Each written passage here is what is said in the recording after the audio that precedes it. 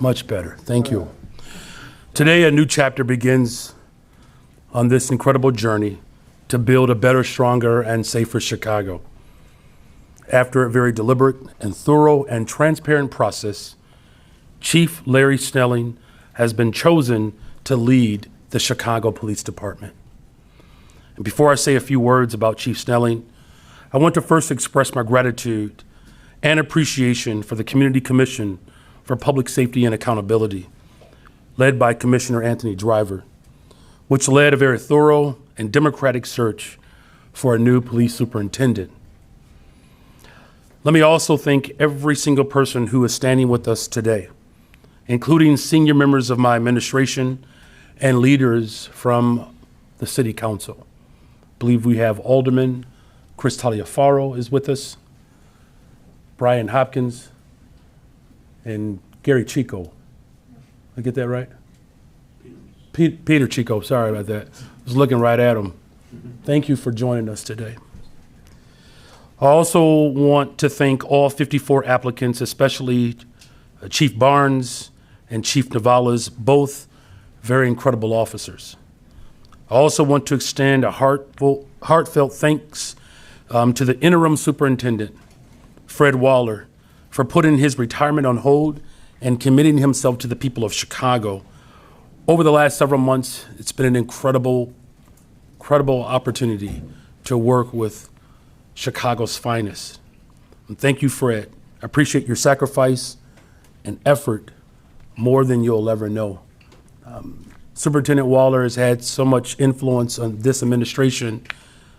We will have a Fred Waller tie day coming very soon to the city of Chicago. But of course, thank you very much to Chief Snelling for accepting this call to serve. It is an immense responsibility to ensure the safety and well-being of our residents. The challenges we face are quite complex. It's multifaceted. To build a safe and thriving communities that all Chicagoans deserve, we know that that's not going to happen overnight. But I'm confident by working together and utilizing the full force of government, we can bring the change that our city desperately needs. And Chief Larry Snelling is a proven leader who knows and holds dear the soul of Chicago, the values that encompass the greatest city in the world. He commands the highest respect of his brothers and sisters in the department, and I'm fully confident in his ability to unify and strengthen these critical public servants. I'm confident that he can boost their morale and implement constitutionally driven reforms that will ultimately create a safer Chicago. And furthermore, his expertise to navigate the great challenges that we are facing today, and his ability to build trust between rank and file as well as the public they serve, puts him in a class all by himself. In this role, he will build upon his 3 decades of service, most recently, of course, as chief of the Bureau of Counterterrorism, after rising through the ranks of this department. In the coming months and years, we will work together collaboratively to develop and implement comprehensive strategies for public safety that address the unique needs of each and every one of our communities. And we will work together to continue to build the partnerships that ensures that every single voice is heard, that every resident feels safe, and those who are most impacted by crime in our city have a seat at the table in influencing the solutions that our communities deserve. Thank you, Chief Snelling, for your willingness to accept this challenge and to ascend to this role. But I also want to thank the city of Chicago. Thank you for your patience and resilience. Thank you for all of you who have committed to building a better, stronger, safer Chicago. And under the leadership of Chief Snelling and our rank and file officers, we will move forward together towards a brighter future for our city. Because as you all know, this is the greatest city in the world. And with that, it is my pleasure to introduce, hold on a second, The alderwoman of the 16th Ward, Stephanie Coleman, is here, right from vacation. Please come on. No one else got an applause, but you can clap for Stephanie, though. So. And so with that, it is my honor and pleasure to bring to the podium the son of Inglewood, Chief Larry Snelling.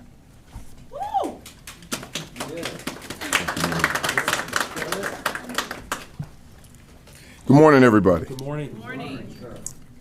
Thank you, Mayor Johnson, for those kind words. I'd first like to say thanks to Mayor Johnson and his team. I didn't realize before he gave that speech how much he expected of me, so it's too late to back out now, right? But just kidding.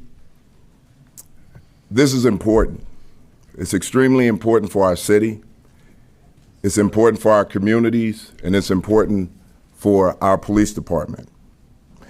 And at this time, I'm truly honored and humbled to be chosen by Mayor Johnson to lead the Chicago Police Department as the Superintendent of Police. When I started this job, at no point did I ever think that I would find myself in this position. I come from humble beginnings, like most of us, and probably most of us in this room. I'd first of all like to thank my family, my daughters in particular, who are out of town. As soon as they grew up, they ran off and left me, so they don't live here right now, but Imani and Jasmine, I see you, really appreciate you. And to Brian, thank you for being there. I'd also like to thank the Community Commission for Public Safety and Accountability for the work that they did in the search for the superintendent. And I'd also like to thank Superintendent Fred Waller for the great job that he's doing in bringing back some morale to the department. He was a great shot in the arm for our members and the city. I'd also like to thank and acknowledge the communities and the community members who have stood with us and continue to stand with us as we all work towards strengthening public safety. Lastly, I want to thank each person dedicated to making Chicago stronger, no matter who you are, no matter what you do or where you live. I'm here because of the love, the trust, and the support of all of the people who felt that I should be the superintendent of police. I could not be here without that. This is an extremely important day for the city. For those who grew up like I did, a resident of Inglewood and a student of the Chicago Public Schools, I want you to know the possibilities are limitless. For those who tell you that you can't, and for those who believe that you can't because of where you come from, I'm here to tell you that you can. However, I could not have succeeded without hard work, dedication, and continuous education. At the heart of public safety is compassion, empathy, and problem solving. That's for our community, and that's for our department members as well. And when I mention our department members, I'm not only speaking of our officers. We have a civilian population within our ranks who do a great job every day in supporting us in the jobs that we do. So they definitely need to be acknowledged. The police department and our community members are not two separate institutions because they can't be. We have to work together by listening and learning from each other.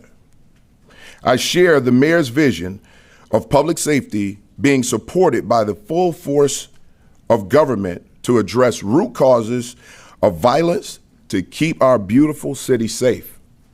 And I want to be clear about my belief in the mayor's vision of the full force of government. We cannot do this alone as a police department. Every member of this city has to be a stakeholder. Right. And I'm willing to sit down have a conversation with any and everybody within this city to work together to resolve some of the issues that we have and make this city as safe as we can possibly make it. To our survivors of violent crime and our victims, I hear you, I see you, and I stand with you. The Chicago Police Department hears you, they see you, and they stand with you. And for our officers who risk their lives every day to protect our residents, I know what you sacrifice on a daily basis. I know the sacrifices that your family makes when you go out to the street to keep this city safe. For those members of the Chicago Police Department, as well as our civilian population, I hear you, I see you, and I stand with you. We are rooted in constitutional policing. We will work to implement diversion and deflection programs, especially for youth. And we're always seeking justice for families of crime victims and survivors with the follow-up from the Detective Division. We will continue building morale with a focus on wellness of our officers while creating stronger bonds of trust within the communities we serve. Safety in this city has to be a collective effort, one that transcends blocks and neighborhoods. It is critical that we share the responsibility amongst law enforcement, city departments, and sister agencies, local government, our federal partners, our residents, and community leaders. That is our path forward. That is the commitment I'm making to you today. My partnership with City Hall will be strong. Throughout the whole process, the mayor has been open to dialogue and has actively listened to different points of view. And I will tell you how important that is.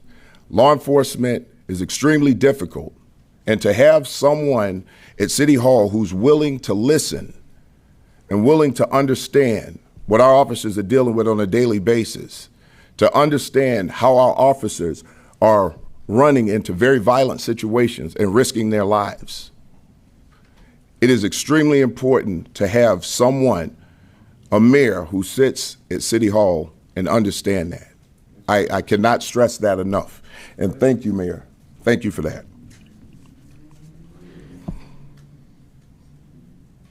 I would not be standing before you had it not been for the opportunities provided to me by someone I'd really like to thank right now, and that's Superintendent Fred Waller.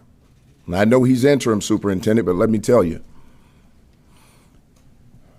as I was coming up through the ranks, Superintendent Fred Waller saw some things in me that I probably didn't see in myself, and he pushed me toward those things. Good. Becoming the commander of Englewood, I like to say I got Fred Waller. What that means is I wasn't told, I wasn't asked, I was just told to go down to City Hall, told to go to headquarters. And when I went there, I was given an org chart, said, congratulations, you're gonna do a great job as the commander of Englewood. And I was pretty much in shock. I was in shock because I had not expected that. And though I may have had my doubts at the time, Superintendent Waller, who was then Chief Waller, never doubted me for 1 second. I want to thank Interim Superintendent Fred Waller for coming back, taking time out of his retirement, taking time away from his beautiful family to come here to raise morale within the department, walk amongst our community members and engage in ways that nobody probably really understands unless you follow him around. Just to see him out at Bud Billiken and to see the way the people showed him love, but he showed that love back. This is a mentor of mine. I've watched him. He's done great things. He treats everyone with respect. And that's what we need, especially in these times. So I am going to continue to move forward with that. And I will always keep interim Superintendent Fred Waller in the back of my mind when I'm making decisions. I'd also like to thank his wife, Keisha, for allowing him to come here. We all know she's probably the boss, right? So thank you. Thank you, sir.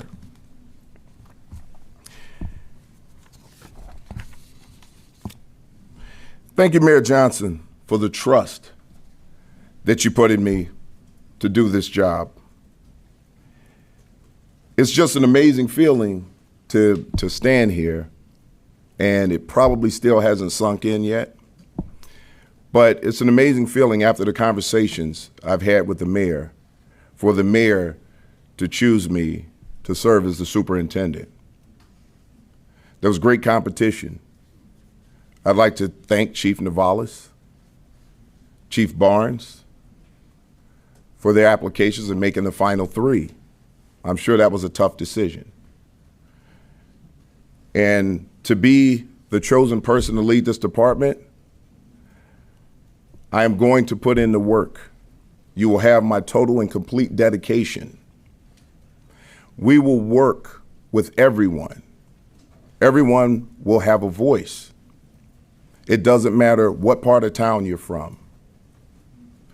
We're all children of Chicago, and we will all work together to continue to make the most beautiful city in the world the safest city in the world. And with that, I'd like to introduce our president of the commission, Anthony Driver.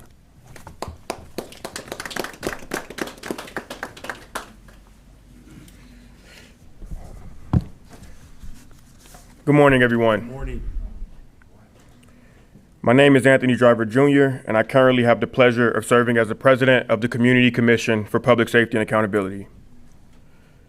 The CCPSA is a new citywide commission that was birthed after 50 years of continuous struggle for civilian oversight. On April 7th, the CCPSA, led by Commissioner Ramel Terry and I, launched a nationwide search for the next superintendent of the Chicago Police Department. We received 54 applications from all across the country, including 11 states and even one other continent. Of the applicants, 6 had experience as police chiefs of major cities, and 8 had experience as mid-sized chiefs. Our process was thorough and exhaustive. We hosted 7 community forums from all across the city that had an average attendance of 200 people per meeting. We put out surveys citywide that garnered over 600 responses, with over 270 coming from CPD rank and file officers. We met with over 75 organizations covering a multitude of sectors, from faith and labor to community and activist groups. We looked under every rock and dotted every I. I say all that to say that the expansiveness of our process is why I am confident that Chief Larry Snelling is the right person for the job. He has demonstrated the kind of leadership that our department and our city needs today. People from all over the city have attested to his leadership abilities and his commitment to the city of Chicago. As a lifelong Southsider, I know that he will make our city proud. I've personally witnessed him in action during the uprisings of 2020.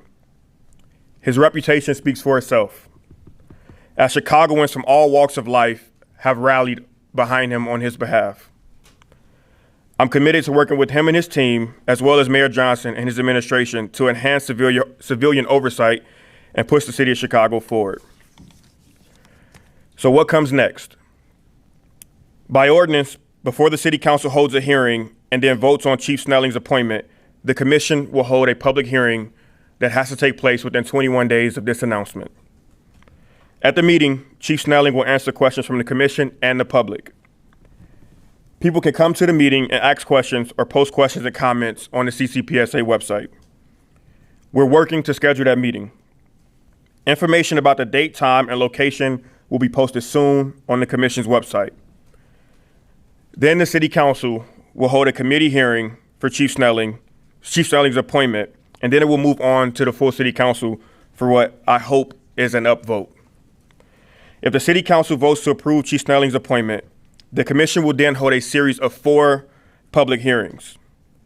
Those hearings will be an opportunity to learn more about the superintendent's plans, and they'll give people the opportunity to ask questions and share ideas about priorities for the department. There will be at least 1 hearing on the north side and 1 on the west side and 1 on the south.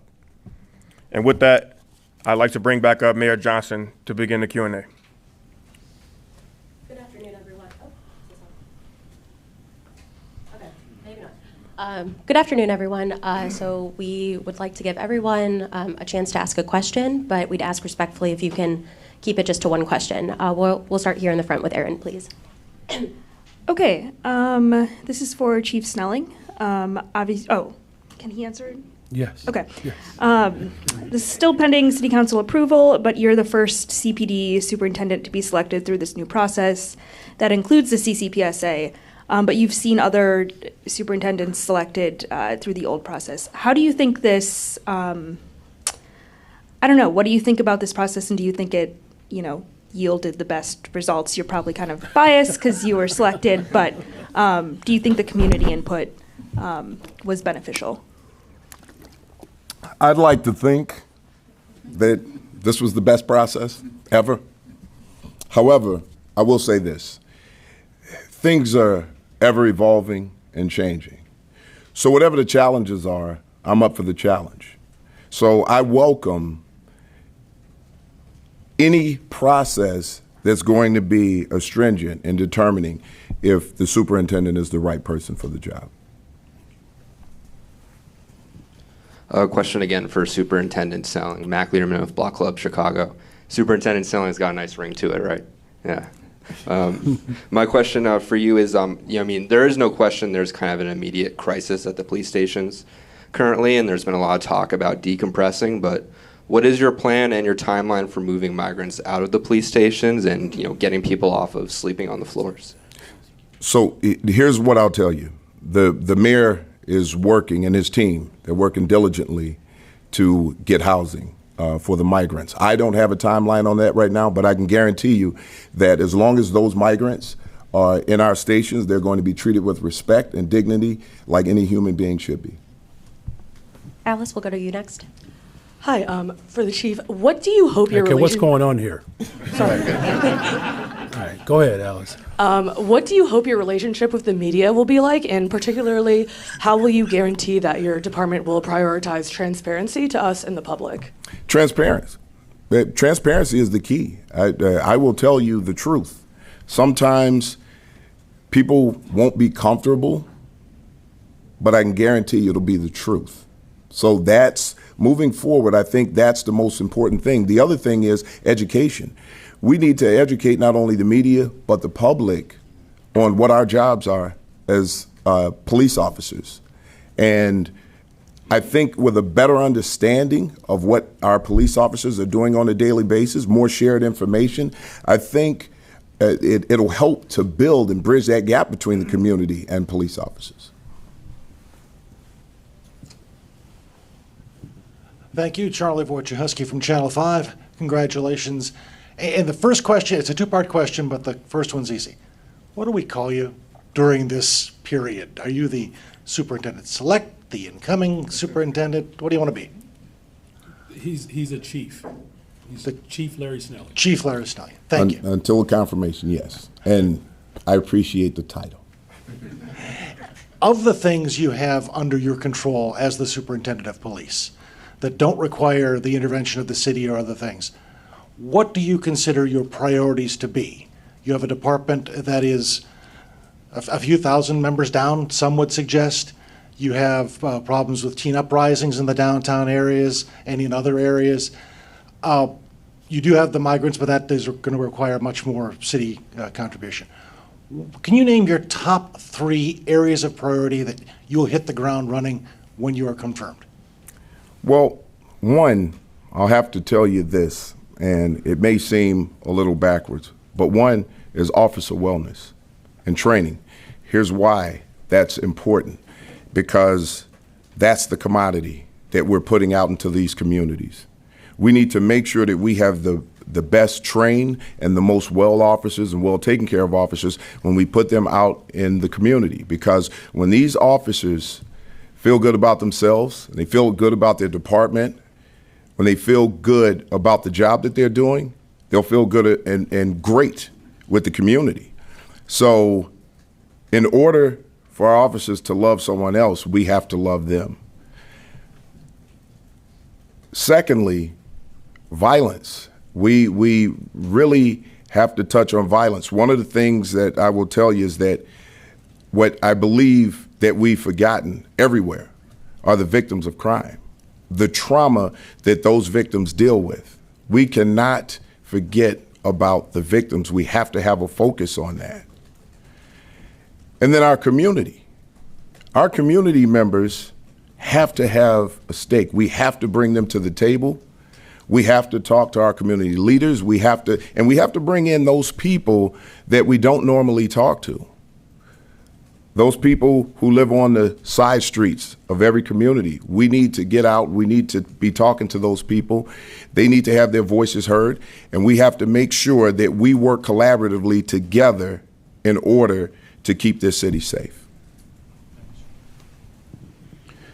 Mayor, since you're feeling a little left out, question for you, if that's all right. So you had these 3 finalists that Anthony Driver talked about. He thought they were all good. In your conversations with Chief Snelling, did he have to sell himself on you, or did he just stand out head and shoulders above the other 2 candidates? Well, thank you for the question. And I never feel left out. I'm raising 3 children on the west side of Chicago. I have plenty of activity to do well beyond my business day, if you will. Look, again, Chief Navalas and Chief Barnes, incredible human beings and leaders. Quite frankly, their brilliance was on full display. Chief Snelling has a story that really imbibes and captures the essence of where we're going as a city. His collaborative nature is a testament to not just his maturation, but the community that raised him. Whether you're being raised in Inglewood or Austin or Roseland or Lincoln Park, or Morgan Park, wherever you are in the city of Chicago, Chief Snelling has a story that reflects the hopes and aspirations of the people of Chicago. He's just a rare individual. And to the gentleman's first question, your question, sir, that the police department is not a separate entity. It's just not. Now, I know that's the customary frame that we have come to accept, but things are changing, and you heard that from Chief Snelling. That's why he's so impressive. He's quoting Tupac, right? That things change, right?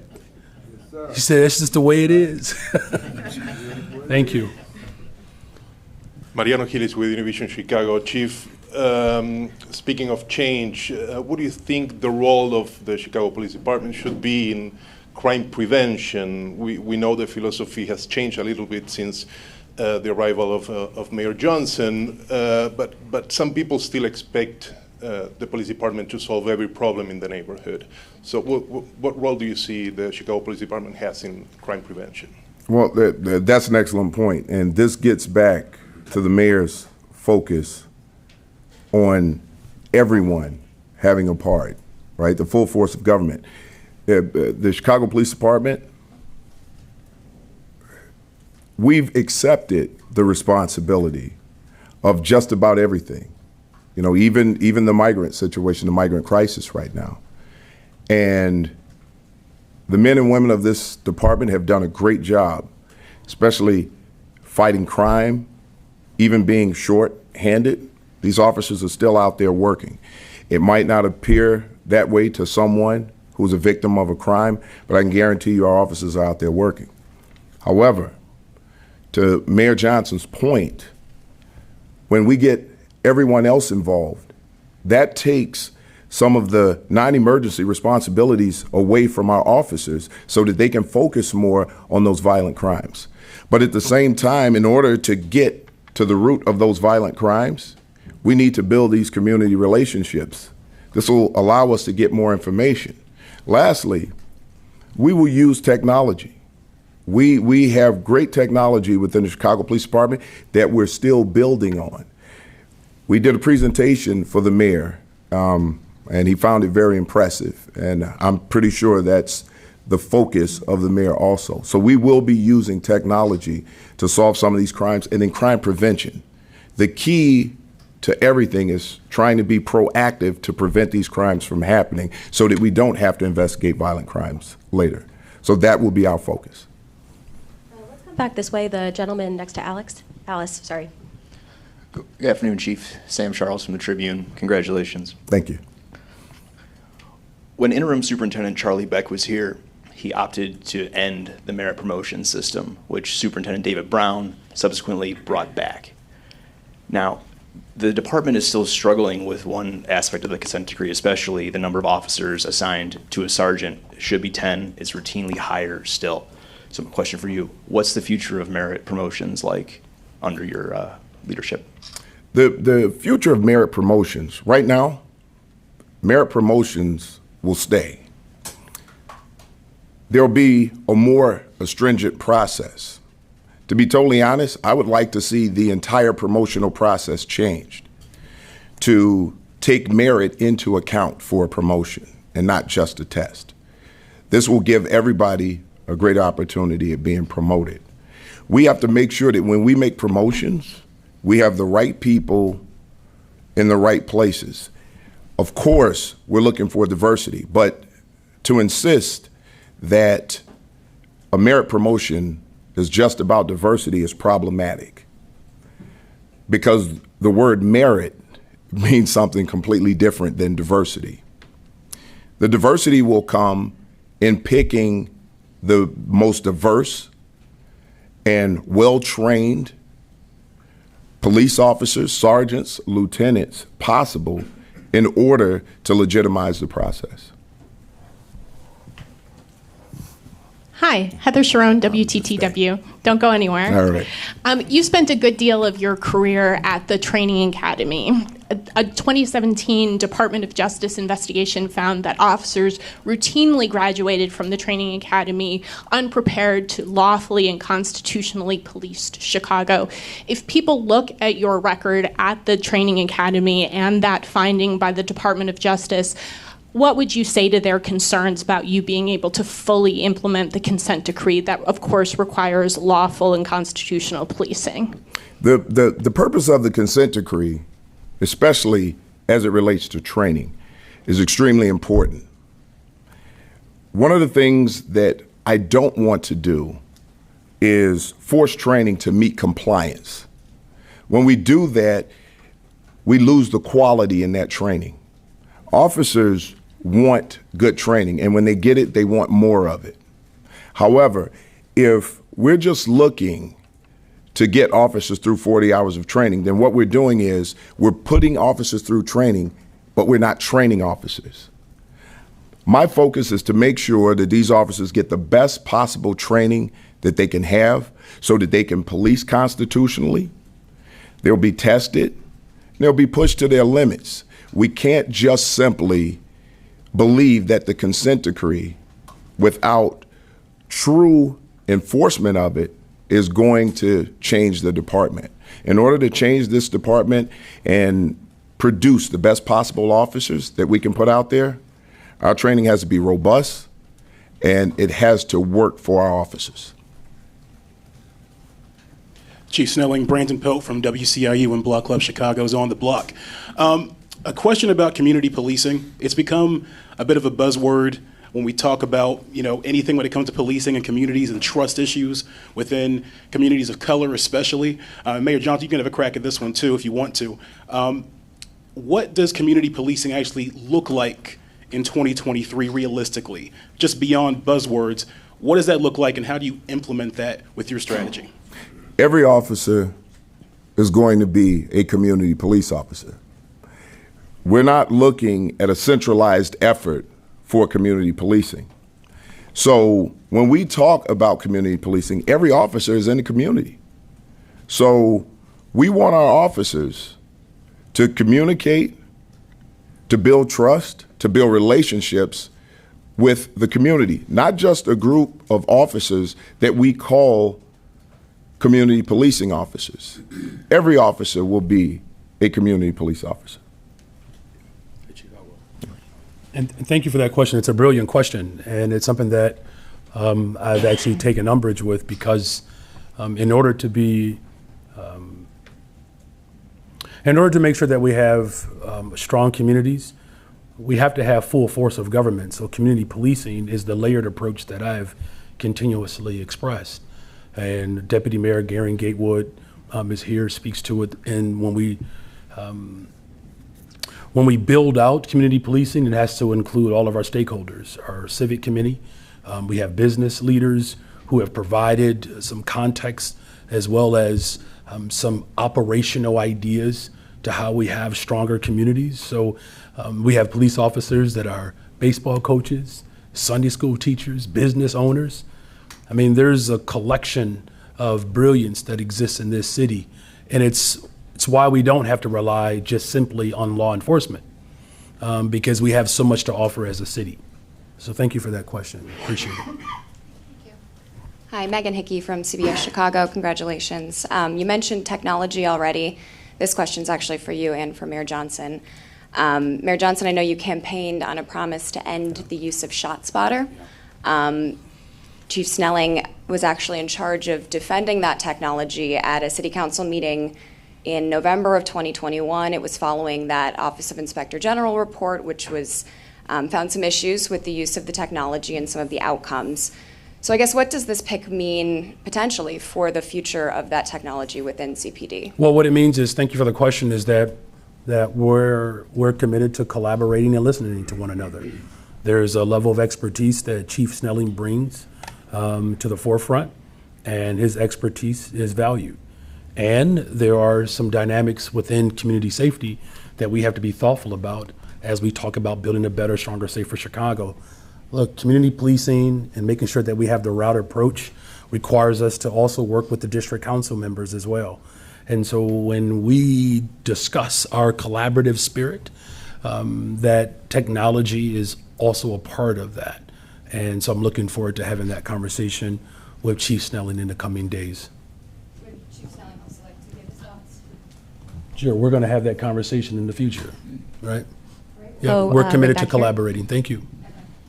Chief Snelling, just wanted to hear a little more from you. How important is community violence intervention? And by that I mean mostly former gang members, a lot of them, people who've served prison time out in the community, employed generally by nonprofits with a lot of city and state funding. How important is that sort of violence intervention in stemming all this, these homicides and shootings? And then I wanted to just hear, do we need more? Do we need more of it, or maybe not so much? Here's what I can tell you. I've worked with outreach as a commander of Inglewood and also as the deputy chief of Area 2. Some of the most violent neighborhoods and beats in the city. And I've seen outreach and some violence interrupters do some great work. However, every program that we have, there are going to be flaws. There are flaws everywhere. It doesn't matter what job you work. Can it be improved upon? Absolutely. We have those members who work with us in trying to prevent retaliation. And I can tell you, working with them when I was in Area 2, the year of 2021, we were able to reduce shootings by 40% by getting people in the right places. Now, that doesn't mean that everyone there is going to do the same job. Some are better than others. The idea, though, is to bring everyone to the table everyone to the table from these groups, have a conversation with them, and talk about what's expected and how we're going to move forward in preventing the violence. Lauren Taylor, I consider myself an independent civic journalist. Heard a lot of aspirations from you, Mayor Johnson, also Mr. Driver. Can you share any specifics that you have talked about in these last few weeks or last few months during this process, particularly when it comes to community engagement? We know that that is a lot of how you are known and regarded here. Also, any specifics that you might have in terms of this community violence prevention intervention, such as trying to stem the flow of illegal guns that we have here? So here's one of the things that I can tell you to the first part of your question when it comes to Mayor Johnson. And I said this earlier. Mayor Johnson is a sounding board who absorbs every piece of information. It's amazing the way that he sits and he listens and he hears and he understands the message that you're attempting to convey to him. Ultimately, he's the mayor, right? So I work for the mayor. I will express my opinions. I will bring information to the mayor because if I'm not telling the mayor the truth, then I'm not being effective and I'm failing the mayor. I am confident that the mayor just wants to see me do the best possible job that I can do. And yes, I've expressed to him the reaching out to the community, what our officers will be doing, my vision. I won't get too much in depth with it, but as you know, I do have a far-reaching effort with the community. Lee? Hi, Lee John Greco, Cranes. This question for Chief Snelling. I wanted to get your thoughts on responding to mental health calls without police officers. Is that something that you believe should be handled outside of CPD? And Mayor Johnson, if you can clarify, obviously some news came out on Friday. It's my understanding that you did not meet with Dr. Arwady in person, and so I just wanted to offer you the chance to clarify that, if at all. Thanks. Well, I'll answer that quickly and let the mayor take the podium. When it comes to mental health calls, it depends on what that call is. If it's a mental health call and we know that there's no possibility of violence, which there always is, but serious violence or information that we gather before we get to that call. I can tell you this right now, our SWAT team, the best de-escalation team in the country, I believe, that when we have information and going to calls of people who are in crisis, they take their time, they stand back, and they work toward resolving that issue with no force or the least amount of force possible. And they've been very effective. That's something that I would like to push out across the board. However, if we have mental health calls that can be handled by someone outside of the Chicago Police Department, that would really be helpful to the Chicago Police Department. And I'll let the mayor step up. Yes, we've had the opportunity over the course of these last several weeks to fully assess and examine the effectiveness of all of our sister agencies and our departments. And I have a quite competent team that has done just that, and we will continue to do that before any recommendations are brought to me and when a final decision is made. Thank you. Marianne? Mayor, on that note about Dr. Arwady, could you clarify, did you meet with her in person? That is the understanding that you did not. You often talk about collaboration and cooperation. That doesn't seem very collaborative, and folks are seeing that as unprofessional way of letting someone go who had a very big job during COVID, and many do perceive her as a lifesaver. Yeah, COVID was a very difficult time for the entire country, and it was a very hard job for everyone. And whether you were a business owner or whether you were, a child care provider, it was difficult for all of us, and it created a great deal of stress. And what I've committed myself to do is to making sure that we have, again, a very collaborative approach of how we assess all of our sister agencies and our departments, and we have done just that. And so decisions that will be made ultimately by me, I get full vetted. We have a full vetted process that gives me the ability to be able to make a decision moving forward.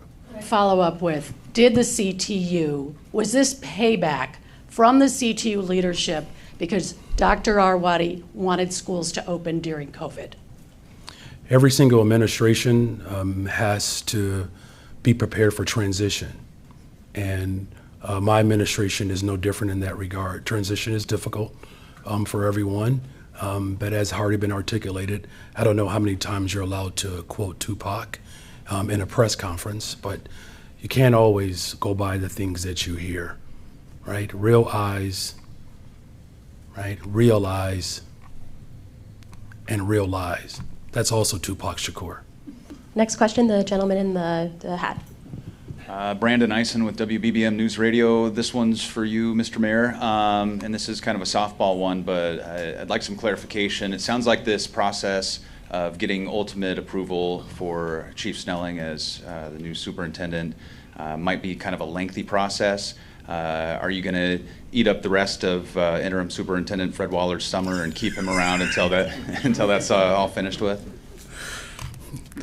Well, the Superintendent Waller has been articulated as really just been an incredible partner throughout this transition. These last 14 weeks, I'm not in this position without the effective leadership of Superintendent Waller.